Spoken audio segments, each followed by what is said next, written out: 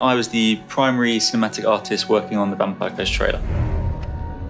My name is Chloe Bonnet. I'm a senior cinematic animator at Creative Assembly, and I've been at Creative Assembly for 4.5 years now. Our range of animation goes from bespoke new characterful pieces that serve the story to polishing up in-game assets to make sure that they work within the camera.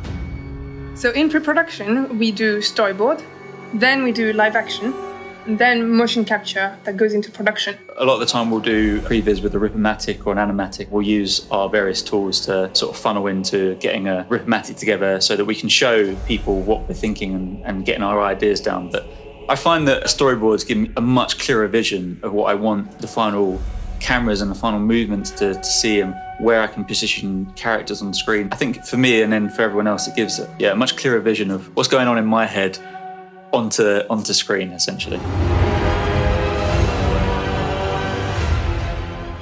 So when storyboarding, we started off by thinking about how and where we can put Harken and what he can do. And we sort of toyed around with this idea of having him in a tavern and he's talking to Bretonian damsel or something like this. And it sort of got a bit away from what actually happens in the game. So we had to sort of rethink what we were going to do. We ended up thinking about this Slan Gold quest and what he could be doing. And so we sort of started playing with the idea of him digging up the treasure, and then we storyboarded him digging this treasure on this beach, and then this turned into actually some ships turning up whilst he's digging, and they're firing over his head. And then it also turned into there just happened to be a massive battle going on behind him in the storyboard, and it was kind of then revealing that towards the end. For me, the interesting bit was one of Harken's side quests in the game is to restore his mind. When you play as him in the campaign, you'll notice that his personality changes a lot, and one of the side missions is obviously to go and get these lizardman trinkets to fight for the Slan Gold, to put himself back together. And I thought that was a bit more of an interesting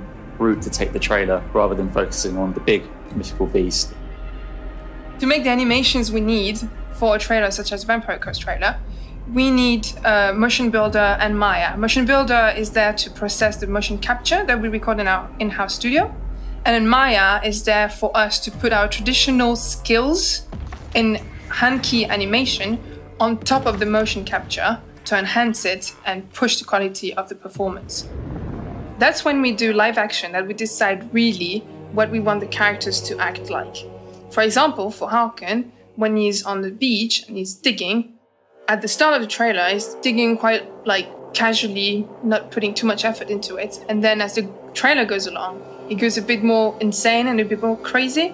So that's what we decided to do, of course, with the storyboard at the start, but then the acting itself got pushed within the live action. Peace at any time.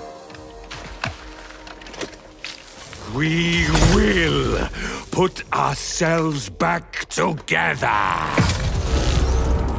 Mocap is the next step of the trailer making process, and I have to then go up to the studio and getting the character of whoever I'm playing. And sometimes it might just be a normal human guard, and that's easy enough. But when it's a schizophrenic vampire pirate, there's other sort of quirks that you have to put in there that you might not originally think of. But when you start doing it and you start playing as him, these sort of little extra bits come out where you might put a little twitch in there because that's what he'll do. And it's things like that that really bring the character and the trailer to life in the end. Within our animation process, we've got motion capture editing and hand key animation. So any biped human-shaped performance we need to create, we'll have to go through motion capture because that's going to make our life easier.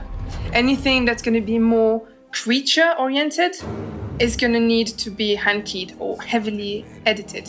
Luther Harken has been fully mocapped for the trailer, but then characters like the Mongol, for example, or the Rotting Leviathan had to be made all by hand because, of course, you can't mocap a crab. It's not very possible.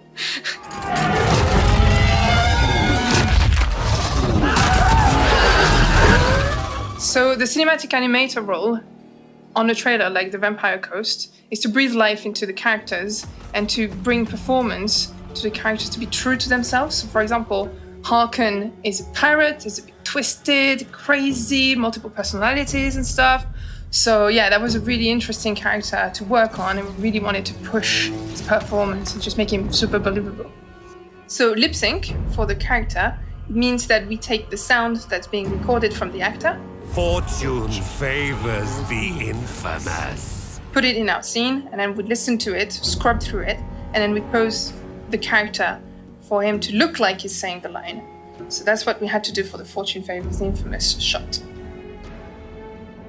So I think the Vampire Coast has been so successful because I don't think people knew that they wanted vampire pirates until we showed them the Necrofex Colossus and all these amazing units that the devs have made.